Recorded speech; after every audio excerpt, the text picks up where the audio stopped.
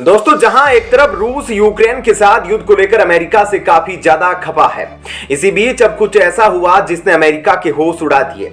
बता दें कि हाल ही में एक विमान जिसमें भारतीय लोगों के साथ साथ अमेरिकी नागरिक भी सवार थे, उसे रूस में उतार दिया गया। इस दौरान भारत के साथ साथ अमेरिका भी काफी ज्यादा टेंशन में आ गया। ऐसे में क्या है पूरी खबर और रूस ने उस विमान के साथ क्या कुछ किया, इस बारे में अब आपको थोड़ा डिटेल में बताते हैं। बता दें कि अमेरिका काफी घबरा गया था क्योंकि भारतीय एयर इंडिया का विमान उतर गया था रूस के अंदर। किसी तकनीकी खराबी की वजह से दिल्ली और अमेरिका के बीच उड़ने वाला एयर इंडिया विमान को रूस में इमरजेंसी लैंडिंग करनी पड़ी थी और मामला ऐसा हो गया था कि एक तरफ भारत टेंशन में था तो दूसरी तरफ अमेरिका भी काफी टेंशन में था कि कहीं उसके अमेरिकी नागरिकों के साथ रूस कुछ कर ना दे, क्योंकि अमेरिका रूस को अपना सबसे बड़ा दुश्मन मानता है और ऐसे में अमेरिका के अंदर भी खलबली मची थी। अब जब भारतीय विमान वहां उतरा तो काफी टेंशन वाला माहौल बन गया। टेंशन वाला माहौल बनने का सबसे बड़ा कारण है कि रूस और यूक्रेन में युद्ध चल रहा है और रूस के कई इलाकों पर अब ड्रोन से हमले शुरू हो गए हैं। हाल ही में रूस की राजधानी मॉस्को में भी ड्रोन से हमले किए गए थे। जब यह विमान खराब हुआ तब टेंशन वाली बात यह थी कि कथित तौर पर रूस ने यूक्रेन का डैम उड़ा दिया था। इसका मतलब यह होता है कि यूक्रेन भी बदला लेने के लिए कोई बड़ी कार्रवाई कर सकता है। इन सब के बीच रूस इस वक्त काफी ज्यादा नाराज है अमेरिका से। रूस ने अब सीधे अमेरिका को दोष देना शुरू कर दिया है। इस युद्ध के पीछे अगर कोई खड़ा है तो यह युद्ध लंबा खींच रहा है और इसके लिए अमेरिका जिम्मेदार है। वैसे डैम के पानी से काफी ज्यादा विनाश फैला हुआ है। कहा जा रहा है कि यूक्रेन का एक शहर का बड़ा हिस्सा जलमग्न हो गया और लोगों को वहां से भागना पड़ रहा है।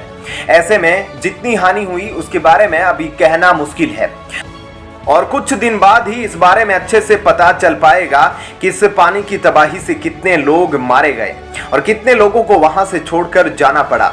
जबकि इस बारे में रूस का कहना है कि यह हमला हमने नहीं किया, यह यूक्रेन ने खुद किया है, क्योंकि अगर हम हमला करेंगे तो क्रीमिया में पानी नहीं मिलेगा, तो हम ऐसा क्यों करेंगे जिससे हमें हानि हो।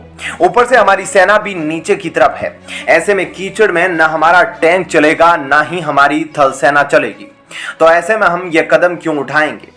लेकिन यूक्रेन का कहना है कि हमने नहीं बल्कि रूस ने ही किया है। इन सब चीजों के बीच भारतीय विमान रूस में उतरा था। अब इस विमान में सवार यात्रियों को यह दिक्कत हुई थी कि उन्हें वहां की भाषा नहीं आती थी। ऐसे में उन्हें समझ नहीं आ रहा था कि वे किससे क्या बातचीत करें। इसके साथ ही उन्हें वहां रुकने और खाने पीने में काफी परेशानियों का सामना करना पड़ा, क्योंकि वहां ठीक से सुविधाएं मौजूद नहीं थी। उनके बैग भी विमान में थे जो उनको नहीं दिए गए थे। ऐसे में उनको बस के जरिए अलग अलग जगह भेजा गया, जिनमें कुछ लोगों को स्कूल में ठहराया गया, जिस दौरान ना ही वह सोने की सही व्यवस्था थी और ना ही खाने पीने के लिए ठीक से कुछ मौजूद था। लेकिन इस दौरान यात्रियों ने यह भी कहा कि सभी रूसी अधिकारियों ने उनके साथ काफी अच्छे से बिहेव किया। इसके बाद मुंबई से एक नया प्लेन भेजा गया, जिसमें रवाना होकर यह सभी यात्री ठीक ठाक अमेरिका पहुंच गए और इसके बाद जाकर अमेरिका को चैन मिला। तो ऐसे में इस खबर के बारे में आपकी क्या राय है, हमें कमेंट करके जरूर बताएं। और अब आपको बताते हैं ऐसी ही एक और बड़ी खबर। दोस्तों, आज हम आपको दो अहम खबरों के बारे में बताने वाले हैं। जहां पहली खबर नाटो से जुड़ी है कि भारत ने नाटो प्लस को ज्वाइन करने से साफ मना कर दिया है, साथ ही कुछ शर्तें भी बताई है। दूसरी खबर रूस से जुड़ी है और आपको बता दें कि इस बार भारत अपने दोस्त रूस के लिए पूरे 31 देशों से भिड़ गया है। अब आपको इन दोनों खबरों के बारे में थोड़ा और डिटेल में बताते हैं। दोस्तों, चाइना का खतरा लगातार उसके पड़ोसी देशों के लिए बढ़ता जा रहा है, तो वहीं चीन भी अमेरिका की औकात नापने लगा है। वैसे तो अमेरिका दुनिया का सबसे शक्तिशाली देश माना जाता है, लेकिन जब चीन से सामना करने की बारी आती है तो अमेरिका को हर बार भारत की याद आ जाती है। चाहे फिर किसी संगठन के जरिए चीन को घेरना हो या फिर कोई और घटना हो, अमेरिका हर बार भारत को अपने साथ खड़ा देखना चाहता है। भारतीय सेना के पास ऐसी ताकत है जो देश में और किसी के पास नहीं, क्योंकि भारतीय सेना सिर्फ युद्ध अभ्यास नहीं करती, बल्कि भारतीय सेना चीन और पाकिस्तान के साथ कई युद्ध लड़ चुकी है। ऐसे में कहीं ना कहीं दुनिया की किसी भी देश की सेना से भारतीय सेना को युद्ध लड़ने का तजुर्बा कहीं ज्यादा है। और यही वजह है कि जहां आज नाटो में 31 कंट्रीज शामिल है, इसके बावजूद भी अमेरिका को नाटो संगठन अधूरा लग रहा है। इसलिए अमेरिका भारत को नाटो प्लस का मेंबर बनाए जाने का प्रस्ताव दे रहा है। लेकिन भारतीय विदेश मंत्री की तरफ से नाटो को अब ऑफिशियली जवाब मिल गया है। भारत इसमें शामिल होगा या नहीं, इस पर विदेश मंत्री ने खुलकर अपनी बात रखी है। भारत ने जो बयान दिया है उसको सुनकर चीन को राहत मिली है, जबकि रूस को हैरानी हुई है, क्योंकि भारत ने नाटो देश के ऑफर को पूरी तरह से खारिज कर दिया है। और साथ ही विदेश मंत्री ने अमेरिका को जो जवाब दिए हैं उसने भारत की विदेश नीति की ताकत को दिखा दिया है। भारत किसी भी देश के सामने झुकने को तैयार नहीं, फिर चाहे वह अमेरिका ही क्यों ना हो। भारतीय विदेश मंत्री ने सीधा अमेरिका को जवाब में कहा कि जो नाटो का टेम्पलेट है वह भारत के लिए किसी भी तरीके से फिट नहीं होता, इसलिए आप अपनी सदस्यता अपने पास ही रखो।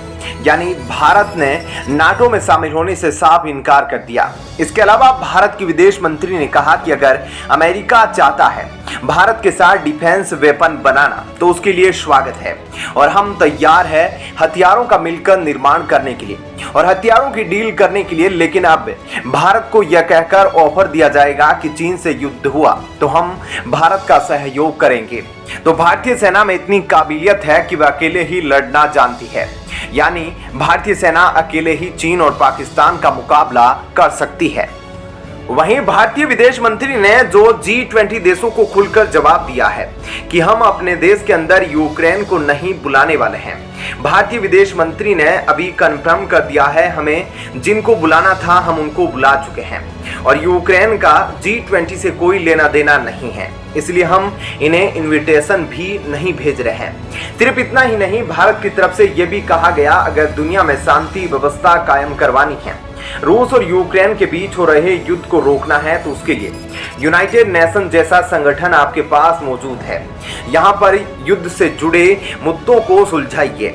ऐसे में भारत ने जिस अंदाज में अपनी बात को रखा, ऐसा फैसला कोई देश नहीं ले सकता। वहीं भारत से पहले इंडोनेशिया G20 की अध्यक्षता कर रहा था, उस दौरान इंडोनेशिया को यूक्रेन को बुलाना पड़ा था। ऐसे में भारत के इस कदम को देखकर रूस, जो कि भारत का अच्छा दोस्त है, वह भी भारत का शुक्रिया अदा कर रहा होगा। तो इस खबर के बारे में आपकी क्या राय है, हमें कमेंट करके जरूर बताएं। साथ ही वीडियो को लाइक शेयर जरूर करें।